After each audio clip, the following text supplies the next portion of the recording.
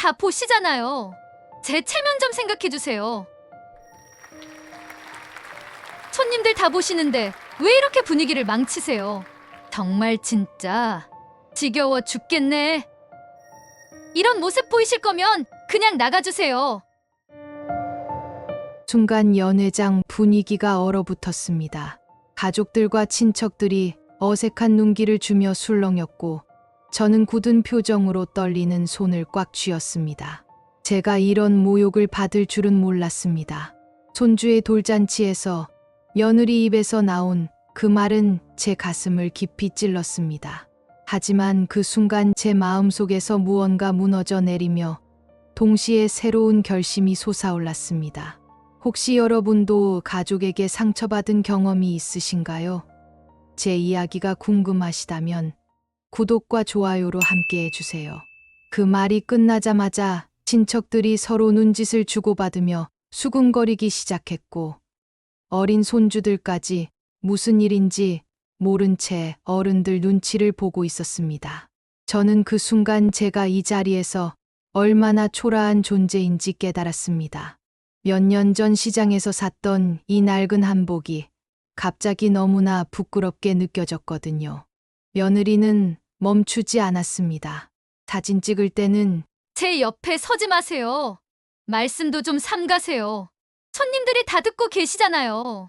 한마디 한마디가 제 가슴에 비수처럼 꽂혔습니다. 저는 애써 미소를 지으려 했지만 입꼬리가 자꾸만 떨렸습니다. 눈가에는 어느새 뜨거운 것이 맺혀 있었고요. 내가 뭘 잘못했다고 마음속으로 그렇게 중얼거리며 저는 떨리는 손으로 치마 자락을 꽉 붙잡았습니다. 주변 친척들의 시선이 따갑게 느껴졌습니다. 어떤 분은 고개를 흔들며 안쓰럽다는 표정을 지었고 또 어떤 분은 못 본 척 고개를 돌렸습니다. 가장 가슴 아픈 건 제 아들이었습니다. 아들은 애써 분위기를 바꿔보려 했었지만 결국 며느리 눈치만 보며 저에게 말했습니다. 엄마, 오늘은 좀 조용히 해주세요. 그 말이 저를 완전히 무너뜨렸습니다. 제가 기대했던 건 거창한 게 아니었습니다. 그저 손주의 돌잔치에서 할머니로서 자연스럽게 축하해 주고 싶었을 뿐이에요. 하지만 며느리에게 저는 그저 불편한 존재, 창피한 존재일 뿐이었습니다. 제발 제 체면 좀 생각해주세요. 며느리의 마지막 한마디가 제 귓가에서 맴돌았습니다. 저는 그날 제 자리가 이 집에는 없다는 걸 뼈저리게 느꼈습니다. 평생 아껴 입었던 이 한복이, 평생 모아온 제 정성이 모두 창피한 것들이 되어버린 그 순간을요. 연회장 한쪽 구석에 앉아 저는 조용히 눈물을 닦았습니다. 다른 손님들이 볼까봐 겨우겨우 참으면서요. 그런데 그 순간 제 마음속에서는 지금까지 느껴보지 못한 감정이 솟아오르고 있었습니다. 더 이상 이렇게 살 수는 없다는, 더 이상 모욕당하며 살 수는 없다는 그런 결심이 조용히 하지만 단단하게 자라나고 있었습니다. 돌잔치는 계속 진행되었습니다. 하지만 저에게는 그 화려한 축하 분위기가 더욱 차갑게만 느껴졌습니다. 음식이 나오기 시작했을 때였습니다. 며느리가 친척들께 공손히 음식을 권하며 다니는데 저만 자연스럽게 건너뛰더군요. 이모님, 이 갈비찜 정말 맛있어요. 드셔보세요. 고모님도 이거 좋아하실 것 같은데 어떠세요? 하지만 제 앞에 올 때는 그냥 지나갔습니다. 마치 제가 보이지 않는 사람인 것처럼요. 저는 빈 그릇을 바라보며 억지로 웃음을 지었습니다. 하지만 속으로는 너무나 서러웠습니다. 내가 뭘 그렇게 잘못했다고. 친척들과 대화가 이어졌습니다. 육아 이야기, 교육 이야기 누구나 한마디씩 거들며 즐겁게 웃고 있었는데요. 제가 입을 열려고 하자 며느리가 재빨리 끼어들었습니다. 그런 옛날 방식은 이제 안 통해요. 요즘은 다 달라졌거든요. 제 말을 아예 차단해 버리더군요. 저는 입을 다물 수밖에 없었습니다. 친척들 앞에서 더 이상 망신당하고 싶지 않아서요. 그때 며느리가 손님들에게 자랑하듯 말했습니다. 우리 집은 제가 다 알아서 해요. 살림부터 육아까지 모든 걸 제가 책임지고 있거든요. 그 말 속에는 저의 존재가 완전히 지워져 있었습니다. 마치 제가 이 집에서 아무런 역할도 하지 않는 그저 얹혀 사는 늙은이처럼 말하는 거예요. 저는 무릎 위에 놓인 손이 부들부들 떨리는 걸 느꼈습니다. 친척 중 한 분이 저를 바라보며 말했습니다. 어머님도 많이 도와주시죠? 그러자 며느리가 씁쓸하게 웃으며 대답했습니다. 글쎄요, 요즘은 세대 차이가 있어서요. 그 한마디가 저를 완전히 무력하게 만들었습니다. 저는 고개를 숙이고 조용히 한숨을 내쉬었습니다. 눈가에 뜨거운 것이 또다시 맺혔지만 꾹 참았습니다. 아들은 어떨까요? 아들은 애써 분위기를 바꿔보려 농담을 던지고 손님들과 웃고 떠들었지만 정작 제가 소외당하고 있는 건 못 본 척했습니다. 아니, 알면서도 모른 척하는 것 같았어요. 가끔 제 눈과 마주칠 때면 미안하다는 표정을 지었지만 그뿐이었습니다. 결국 며느리 편에서 말했습니다. 엄마, 그냥 좀 이해해 주세요. 이해하라고요? 제가 뭘 이해해야 한다는 걸까요? 제가 이 집에서 투명인간 취급받는 걸 이해하라는 건가요? 제 손주의 돌잔치에서 할머니인 제가 완전히 배제당하는 걸 이해하라는 건가요? 저는 그 순간 제 가슴 속 깊은 곳에서 무언가가 꺾이는 소리를 들었습니다. 친척들의 시선이 점점 더 따가워졌고 어린 손주들마저 어른들 눈치를 보며 조용해졌습니다. 연회장은 여전히 화려했지만 저에게는 감옥 같았습니다. 그리고 그 순간 제 마음 속에서는 더 이상 이런 굴욕을 참을 수 없다는 생각이 점점 더 커져가고 있었습니다. 돌잔치가 한창일 때였습니다. 제 마음에 가장 깊은 상처를 남긴 순간이 있었습니다. 귀여운 손주가 돌상 앞에서 뒤뚱뒤뚱 걸어 다니고 있었습니다. 너무나 사랑스러운 모습에 저는 자연스럽게 손주에게 다가갔습니다. 우리 예쁜 손주야, 할머니한테 와볼래? 저는 두 팔을 벌려 손주를 안아주려 했습니다. 평생 기다려온 이 순간이었거든요. 그런데 그때였습니다. 며느리가 급하게 달려와 제 앞을 가로막았습니다. 어머님, 잠깐만요. 애기 손에 뭐 묻을까봐 걱정돼요. 그 말이 저를 완전히 얼어붙게 만들었습니다. 제 손이 더럽다는 얘기였을까요? 제가 손주에게 해로운 존재라는 뜻이었을까요? 저는 제 손을 내려다보았습니다. 평생 살림하며 거칠어진 이 손이 갑자기 너무나 부끄럽게 느껴졌습니다. 그냥 앉아 계세요. 제가 데려올게요. 며느리는 저를 밀어내듯 말하며 손주를 데리고 다른 곳으로 가버렸습니다. 저는 그 자리에 그대로 서 있을 수밖에 없었습니다. 주변 친척들이 이 모든 걸 지켜보고 있다는 게 더욱 치욕스러웠어요. 어떤 분은 고개를 저으며 혀를 차셨고 어떤 분은 못 본 척 시선을 돌렸습니다. 저는 떨리는 다리로 자리에 앉았습니다. 눈가에 뜨거운 눈물이 맺혔지만 꾹 참았어요. 내가 손주의 할머니인데 내가 뭘 그렇게 잘못했다고 마음속으로 계속 되뇌었지만 답은 나오지 않았습니다. 그 후로도 며느리의 무시는 계속됐습니다. 손주가 제 쪽으로 기어올 때마다 며느리가 재빨리 가로챘어요. 아가야, 이쪽으로 와. 할머니한테 가면 안 돼. 안 된다고요? 저는 전혀 피곤하지도 않았는데 오히려 손주와 함께하는 이 시간이 제일 행복했거든요. 하지만 며느리에게는 제가 그저 방해가 되는 존재였나 봅니다. 어머님, 너무 흥분하지 마세요. 아이가 놀랄 수 있어요. 흥분하다고요? 저는 그냥 손주가 귀여워서 웃고 있었을 뿐인데 그것마저 잘못된 일이었을까요? 친척들 앞에서 이런 말을 듣자니 제 얼굴이 화끈거렸습니다. 저는 조용히 고개를 숙이고 손을 무릎 위에 가지런히 모았어요. 더 이상 어떤 행동도 할 수 없었거든요. 그런데 가장 가슴 아픈 건 제 아들의 반응이었습니다. 아들은 이 모든 상황을 보고 있으면서도 아무 말도 하지 않았어요. 오히려 며느리 편에서 말했습니다. 엄마, 며느리 말이 맞아요. 아이의 안전이 중요하잖아요.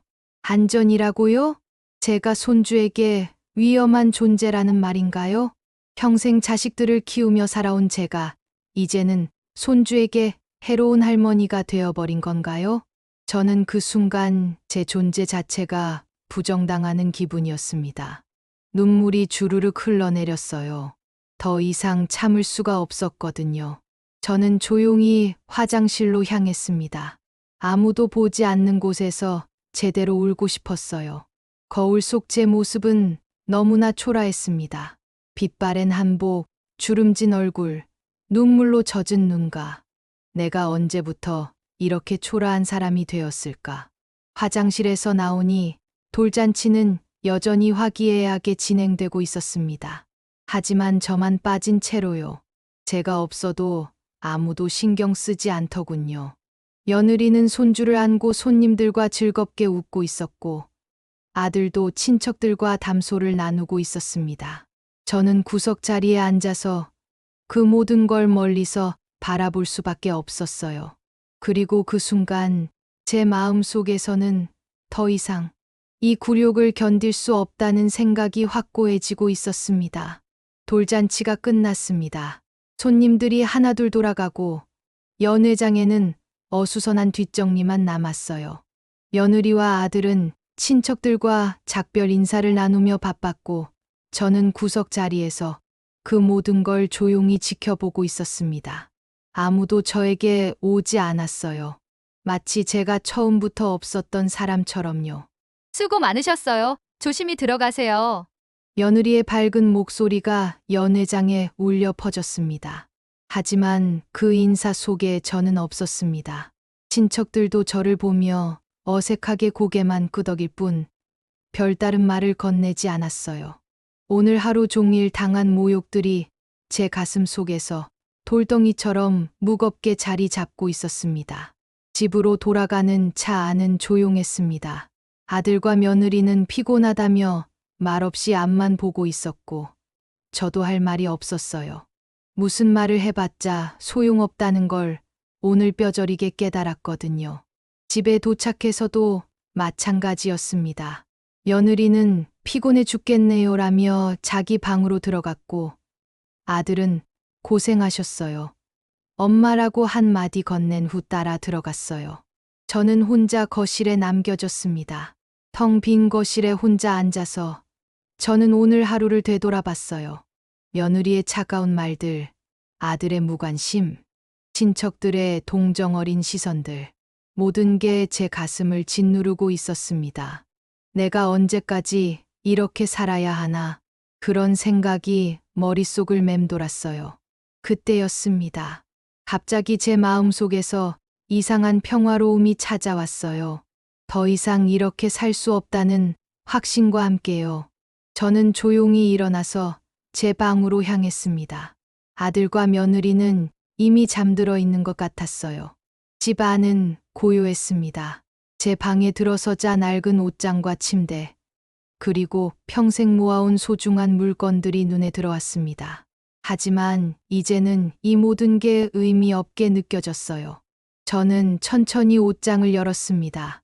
평생 아껴 입었던 옷들, 특별한 날에만 꺼내 입던 한복들 하나하나 꺼내서 가방에 넣기 시작했어요. 많은 건 필요하지 않았습니다. 몇 벌의 옷과 몇 가지 소중한 물건들만 있으면 충분했거든요. 짐을 챙기는 동안 제 마음은 이상하게도 차분했습니다. 오늘 하루 종일 느꼈던 그 모욕감과 서러움이 이제는 오히려 저에게 용기를 주고 있었어요. 더 이상 이런 대우를 받으며 살지 않겠다는 용기를요. 책상 서랍을 열어 편지지를 꺼냈습니다. 아들에게 남길 마지막 편지를 써야겠다고 생각했거든요. 펜을 들고 한참을 생각했어요. 무슨 말을 써야 할까요? 원망의 말, 아니면 이해해 달라는 부탁. 하지만 결국 제 진심을 솔직하게 적기로 했습니다. 내 아들아. 첫 줄을 쓰는 순간 눈물이 또다시 흘러내렸어요. 하지만 이번에는 슬픔보다는 해방감이 더 컸습니다. 편지를 다 쓰고 나니 밤이 깊어 있었어요. 집 안은 여전히 조용했고 아무도 제가 무엇을 하고 있는지 모르고 있었습니다. 저는 가방을 들고 방문을 열었어요. 복도를 지나며 아들 방 앞에서 잠시 멈췄습니다. 안에서는 평온한 잠소리가 들려왔어요. 잘 살아라. 내 아들아. 마음속으로 작별 인사를 하며 저는 조용히 현관으로 향했습니다. 현관 앞에서 뒤돌아보니 평생을 살아온 이 집이 이제는 낯설게 느껴졌어요. 더 이상 제 집이 아닌 것 같았거든요. 문을 열고 밖으로 나서는 순간 새벽 공기가 제 얼굴을 스쳤습니다. 차갑지만 상쾌한 공기였어요. 그리고 그 순간 저는 완전히 새로운 사람이 된 기분이었습니다. 더 이상 모욕당하지 않을 자유로운 사람으로요. 다음 날 아침이었습니다. 아들이 평소처럼 엄마, 아침 드세요라고 부르며 제 방문을 두드렸어요. 하지만 아무 대답이 없었습니다. 엄마, 아들이 다시 한번 부르며 문을 열었을 때 그는 완전히 얼어붙었습니다. 텅 빈 방, 열려있는 옷장, 그리고 침대 위에 단정히 놓여있는 하얀 편지 봉투. 저는 그 순간을 상상할 수 있었어요. 아들이 얼마나 당황했을지. 아들은 떨리는 손으로 편지를 집어들었습니다. 봉투 겉면에는 내 아들에게라고 적혀 있었어요. 편지를 펼치는 아들의 손이 부들부들 떨렸을 거예요. 편지에는 이렇게 적혀 있었습니다. 내 아들아. 내가 이 편지를 읽고 있다는 건 내가 이미 이 집을 떠났다는 뜻이구나. 너를 원망하지는 않는다. 하지만 너무 실망했다. 어제 돌잔치에서 나는 내 며느리에게 모욕당했다. 친척들 앞에서, 손주들 앞에서 말이다. 그런데 너는 내 편이 되어주지 않았구나. 이해해 달라는 내 말이 내 가슴을 얼마나 아프게 했는지 아니? 나는 평생 너를 위해 살았다. 가난해도 내가 공부할 수 있게 했고, 결혼할 때도 내 모든 걸 다 주었다. 하지만 이제는 더 이상 이 집에서 투명인간으로 살고 싶지 않다. 나는 내 길을 가기로 했다. 더 이상 누구에게도 짐이 되고 싶지 않으니까. 부디 행복하게 살아라. 그리고 가끔은 나를 생각해다오. 편지를 다 읽은 아들은 그 자리에 주저앉아 버렸을 거예요. 엄마, 엄마. 아들의 절규가 집 안을 울렸습니다. 그 소리를 듣고 며느리가 급하게 달려왔어요. 무슨 일이에요? 왜 이렇게 시끄러워요? 엄마가 집을 나가셨어요. 아들이 떨리는 목소리로 말하며 편지를 건네주었습니다. 며느리는 편지를 읽더니 얼굴이 하얗게 질렸어요. 이게 무슨 소리예요? 어제 돌잔치에서 당신이 엄마한테 어떻게 했는지 모르겠어요? 아들이 처음으로 며느리에게 화를 냈습니다. 저는 그냥 그냥이 아니에요. 당신이 엄마를 얼마나 모욕했는지 알아요? 아들의 목소리에는 분노와 후회가 가득했어요. 창피하다고 했잖아요. 손주한테 다가오지 말라고 했잖아요. 그건 며느리는 더 이상 말을 잇지 못했습니다. 제가 뭘 잘못했다고요? 저는 그냥이라고 하지 말라고. 아들이 소리쳤습니다. 엄마는 평생 우리를 위해 살아오신 분이에요. 그런 분을 어떻게 그렇게 대할 수 있어요? 그제야 며느리도 상황의 심각성을 깨달은 것 같았어요. 어떡하죠? 어머님이 어디로 가셨을까요? 하지만 아들은 대답하지 않았습니다. 그저 편지를 꽉 쥐고 눈물을 흘릴 뿐이었어요. 엄마, 제가 왜 그때 말리지 못했을까요? 왜 엄마 편에서 서지 못했을까요? 아들의 후회는 너무 늦었습니다. 곧 친척들에게도 소식이 전해졌어요. 어제 돌잔치에서 며느리의 행동을 목격했던 친척들은 모두 혀를 찼습니다. 그럴 줄 알았다. 어제 보니까 며느리가 시어머니를 너무 심하게 대하더라. 그래도 집을 나가시다니 친척들의 시선이 모두 며느리에게 쏠렸어요. 차가운 시선들이었습니다. 며느리는 그제야 자신이 저지른 일의 크기를 깨달았습니다. 하지만 이미 모든 게 늦어버렸어요. 저는 어디론가 떠났고 아들은 후회에 젖어 있었고 며느리는 모든 사람들의 비난을 받고 있었습니다. 그리고 그 순간 저에게는 완전히 새로운 삶이 시작되고 있었습니다. 더 이상 누구의 눈치도 보지 않는 자유로운 삶이요. 제가 집을 떠난 지 사흘이 지났을 때였습니다. 아들과 며느리가 제 행방을 찾아 헤매고 있을 그때 집 앞으로 등기 우편이 도착했어요. 발송인은 한국사회복지공동모금회였습니다. 아들이 의아한 표정으로 편지를 뜯어보는 순간 그의 얼굴은 완전히 하얗게 변했습니다. 이게 뭐예요? 며느리가 옆에서 물었지만 아들은 말을 잇지 못했어요. 편지 내용은 간단했습니다. 시어머니께서 평생 모으신 적금 3억 원과 시골 땅 2필지를 저희 단체에 기부해 주셨습니다. 어려운 이웃들을 위해 소중히 사용하겠습니다. 며느리가 편지를 읽더니 그 자리에 털썩 주저앉았어요. 3억 원이라고요? 땅까지? 어머님이 그런 돈이 있으셨다고요? 며느리의 목소리는 떨리고 있었습니다. 아들도 마찬가지였어요. 엄마가 언제부터 이런 돈을 모으고 계셨을까? 왜 우리한테는 말씀 안 하셨을까? 하지만 곧 깨달았겠죠. 제가 왜 그들에게 말하지 않았는지를요. 말해봤자 어차피 진심이 담긴 상황을 보지 못했을 거예요. 며느리가 급하게 말했습니다. 이거 취소할 수 있지 않을까요? 어머님이 정신이 혼란스러워서. 당신 지금 뭔 소리 하는 거예요? 아들이 또다시 며느리에게 화를 냈어요. 엄마가 정신혼란이라고요? 당신이 엄마를 그렇게 몰아넣은 거 아니에요? 그 순간 며느리의 얼굴에서 모든 혈색이 사라졌습니다. 소식은 삽시간에 친척들에게 퍼졌어요. 그리고 그들의 반응은 예상 그대로였습니다. 그럴 줄 알았다. 어제 그제 돌잔치에서 며느리가 시어머니한테 어떻게 했는데 3억 원이면 적지 않은 돈인데 그걸 다 기부하시다니. 며느리가 너무 심했어. 시어머니를 그렇게 무시하면 되나. 친척들의 따가운 시선이 모두 며느리에게 향했어요. 더 심한 말들도 들려왔습니다. 창피하다고 했다면서? 정작 창피한 건 며느리 자신이었네. 시어머니가 그렇게 돈을 숨겨두고 계셨다는 건 며느리를 믿지 못하셨다는 뜻 아닌가? 당연하지.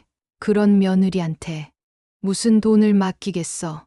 며느리는 그 모든 말들을 들으며 점점 작아져 갔어요. 평소 그렇게 자신 있게 굴던 모습은 온데간데 없었습니다. 저는 그냥 체면 때문에. 체면이라고? 친척 중 한 분이 매섭게 말했어요. 시어머니를 그렇게 모욕하는 게 체면이야? 3억 원 있는 시어머니를 가난하다고 창피해하는 게 체면이라고? 며느리는 더 이상 변명할 말이 없었습니다. 아들도 완전히 무너져 내렸어요. 엄마, 제가 엄마를 얼마나 오해했을까요? 제가 얼마나 바보였을까요? 눈물이 주룩주룩 흘러내렸습니다. 3억 원이나 되는 돈을 혼자 모으시면서도 한 번도 자랑하지 않으셨어요. 그런 엄마를 저는 며느리 편에서만 있었어요. 친척들도 혀를 찼습니다. 그 나이에 혼자 돈을 그렇게 모으기가 얼마나 힘드셨겠어. 한 푼 두 푼 아껴가며 모으셨을 텐데. 그런데 며느리는 창피하다고 했다니. 며느리는 그 모든 비난을 감당할 수 없었어요. 결국 울음을 터뜨렸습니다. 제가 몰랐어요. 어머님이 그런 분이신 줄. 이제 와서 몰랐다고! 친척들의 비난은 더욱 거세졌어요. 돌잔치에서 그렇게 모욕할 때는 언제고? 시어머니 옷차림 보고 창피하다고 할 때는 언제였어? 며느리는 완전히 체면을 잃어버렸습니다. 평소 그렇게 신경 쓰던 그 체면을 말이에요. 이웃들도 소문을 듣고 수군거리기 시작했어요. 그 집 며느리가 시어머니한테 너무 심했다던데.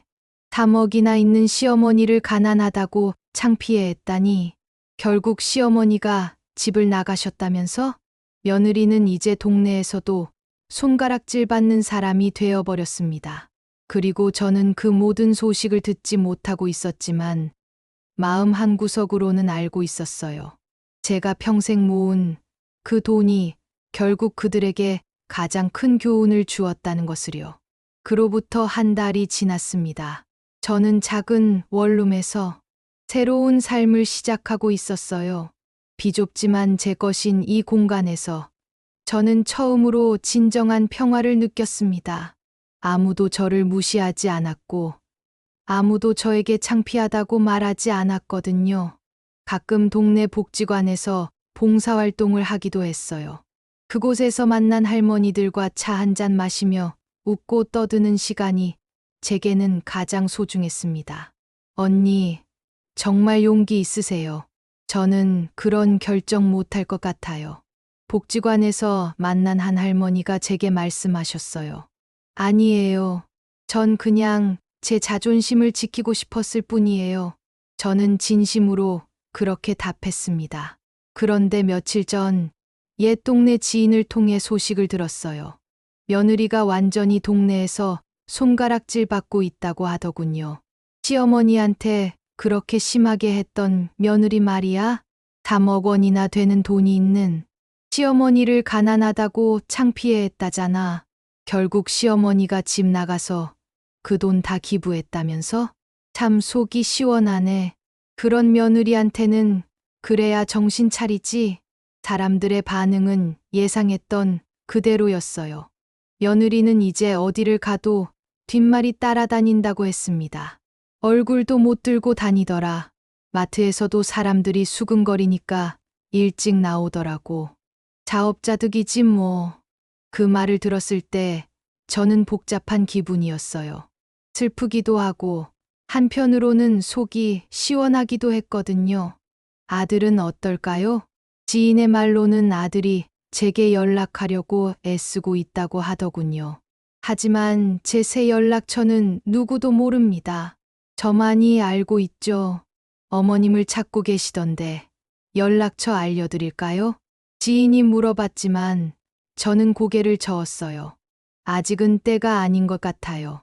아들이 진정으로 뉘우쳤는지, 정말로 저를 이해하게 되었는지 좀 더 지켜봐야겠어요.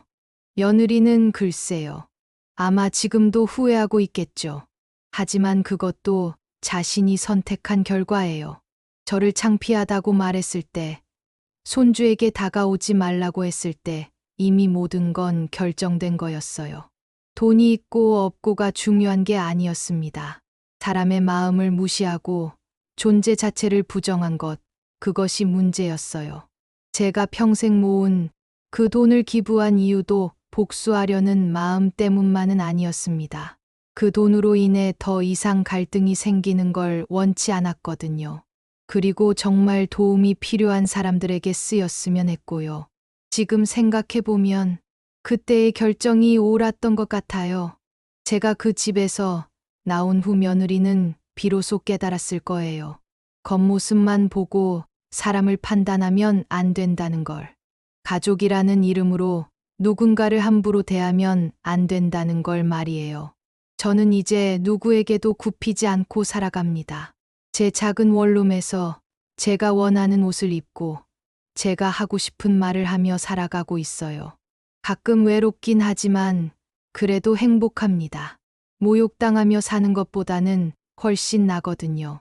여러분께도 말씀드리고 싶어요. 겉모습만 보고 사람을 무시하지 마세요. 가난하다고 초라해 보인다고 해서 그 사람의 진가까지 평가절하 하지 마세요. 그리고 가족이라는 이름으로 누군가에게 상처 주지 마세요. 가장 가까운 사람일수록 더 조심스럽게 대해야 합니다. 결국 사람은 진심으로 대하는 만큼 돌아오는 법이니까요. 제 이야기가 여러분께 작은 교훈이 되었으면 좋겠어요. 그리고 혹시 공감하셨다면 구독과 좋아요로 함께 해주세요. 여러분의 관심이 저에게 큰 힘이 됩니다.